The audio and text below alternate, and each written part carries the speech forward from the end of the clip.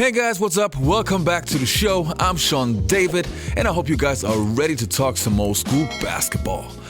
In today's episode, I want to talk about some of the most feared and most dangerous teams in NBA history. So simply put, teams you just didn't want to play. But before we start with this video, if you like this video, don't forget to hit that subscribe button. Also, if you want to support my channel and my work, please check out my Patreon account. You will see the link underneath the video. And I would say let's get right to today's episode.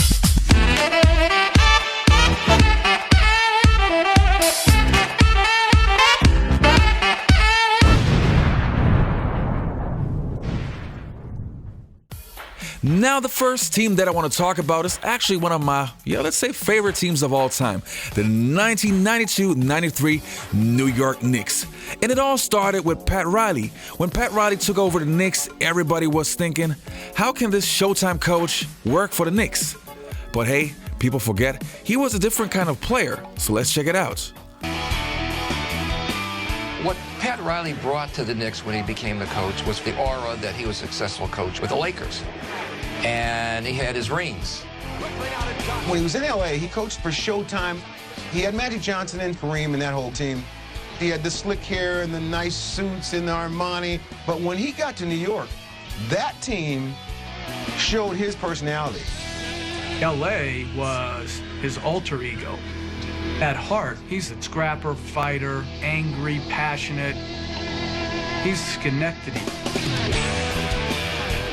I believed in defending. I believed in being a hard-nosed player and doing, all the things that it takes to win. And so for the team, it's a very simple thing with me. It's either with me or against me. And there was no fraternizing with the enemy. Everybody else is an ass. They all hate us. Media, opponents, didn't matter. Fans, that was his credo. The Huns probably used it against the Vandals. Before games, you couldn't talk to the other team. Even if you went to college with them, if you played for Pat Riley, you had to play hard, you had to play physical. If you didn't, you were sitting on the bench. We're going to be the best conditioned, hardest working, most professional, unselfish, toughest, nastiest, most disliked team in the NBA. It seemed like when Pat Riley took over the New York Knicks, he was looking for the most dangerous players he can get. He already had a Charles Oakley, a Patrick Ewing, but then he was getting guys like Xavier McDaniel. And to explain how dangerous that team actually was, let's have a look at the 1992 playoff series between the Chicago Bulls and the New York Knicks. We just came off a very convincing series against Miami. We thought we could waltz right through New York. Knicks lead it 4-0.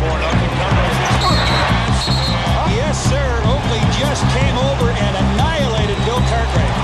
Showing tenacious defense. 3. B.J. Armstrong looking spot up that shot. That's a violation. It'll be the Knicks ball. We anticipated them playing them a certain way, and they came out totally different. Physical, hungry, aggressive. Chicago is a confident, cocky team. They've sort of breezed through the league all season. They breezed through the first round of the playoffs, and right now they're being challenged. Big jam by Ewing. They are stunned here at Chicago Stadium. Now, the next team that I have on my list is pretty similar to the New York Knicks team. I'm talking about the mid-1990s Indiana Pacers.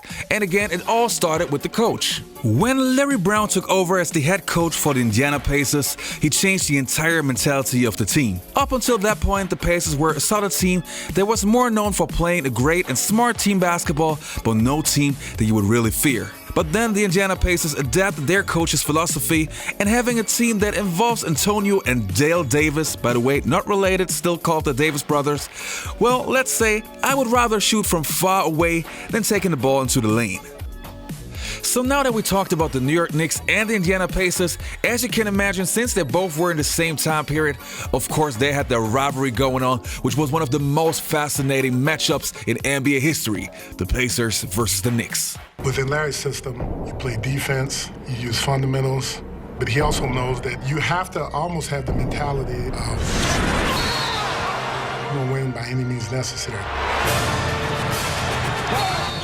Pat Riley realized, I'm going to win here with toughness. He told the Knicks, Nobody goes down the lane. The middle is our home. You can't come in here. No layup rules. If you can't block it, put them down. Against the Indiana Pacers, you wasn't coming down the middle. If you came down once, you definitely knew you couldn't come down again.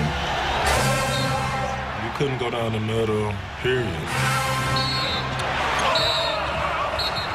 With the Knicks, sometimes we fouled the same player twice on one play. Oakley would get him, and then about 3 seconds later, Mason, would give him a nice little elbow. We would say, hey, we're going to win something tonight. We're either going to win the game or the fight.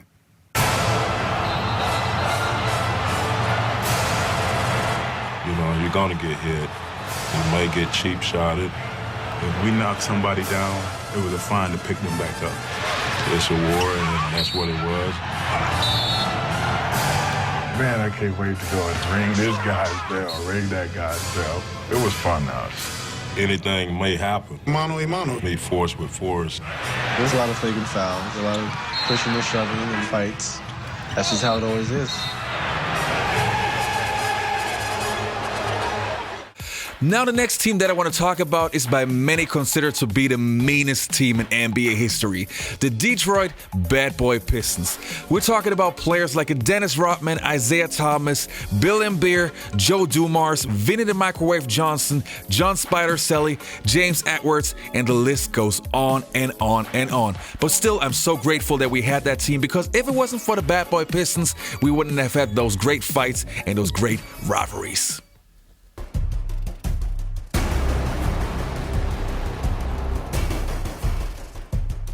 Here's the thing that people do not want to admit. The Pistons in 1989 and 1990 were the best team in basketball. I don't care how physical they were, how mean they were the best team. This was a very physical basketball team.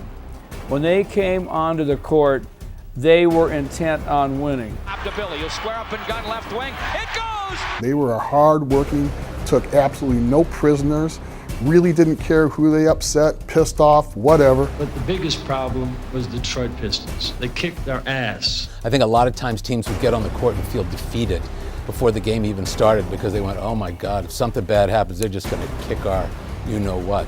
And most teams can't play that way. So when they tried to play that way, they were already beat.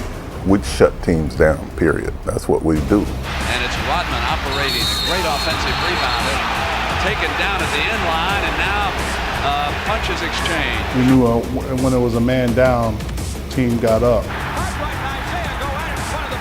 I mean, the name just kind of came along with it, the Bad Boy name, and then we just rolled with it. There is a silence knocked down by Lambeer. So they took y'all's physical play and stuff. So if you come across the lane and Rick Mahorn hits you, he say, don't come back in here no more. Well, those were the rules back then. If you remember in the 80s, your coach taught, right?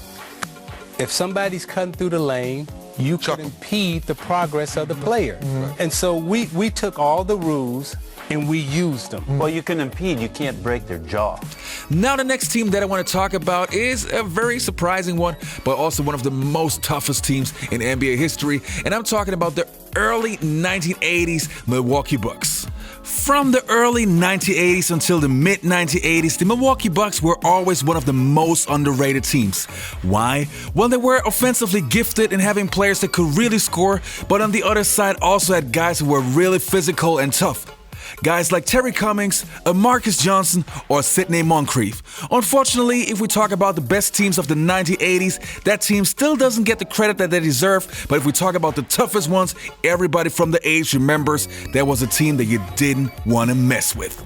Now, I started off this video with the New York Knicks, but again, this team that I want to talk about now is also pretty similar built, and it had a reason. Well, they had the same coach. I'm talking about the mid-1990s Miami Heat. It's my distinct pleasure and honor to introduce you to the new president and head coach of the Miami Heat, Pat Riley. Pat. When Pat Riley took over the Miami Heat, he basically copied himself, taking the exact same formula that he had with the New York Knicks, being a physical and intimidating team, having guys like Alonzo Mourning, P.J. Brown, Tim Hardaway, who changed his entire style of play, for Sean Leonard, Dan Marley, simply put, a very hard-working team. At the line, watch P.J. Brown and Charlie Ward. P.J. later on said he thought Ward was going for his knees, so why not throw him on the floor on top of photographers?